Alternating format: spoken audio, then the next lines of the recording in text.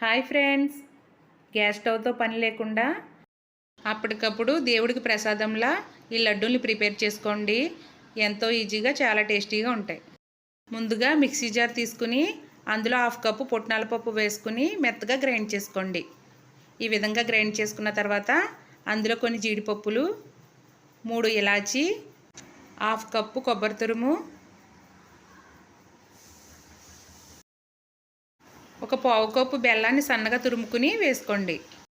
తర్వాత ఖర్జూరాన్ని చిన్న ముక్కలుగా కట్ చేసుకుని ఒక 1/4 కప్పు వేసుకోండి. వేసుకుని ఈ విధంగా గ్రైండ్ చేసుకోండి. గ్రైండ్ చేసుకున్న తర్వాత ఒక ప్లేట్లోకి తీసుకుని అందులో చిటికెడు పచ్చకర్పూరం వేసుకోండి.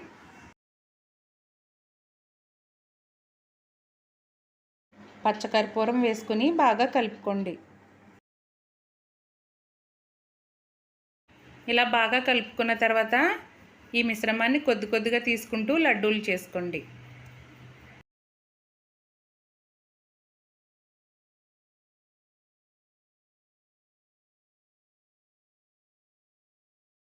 ఇలా లడ్డూలు చేసుకుని ఒక ప్లేట్లోకి తీసుకోండి.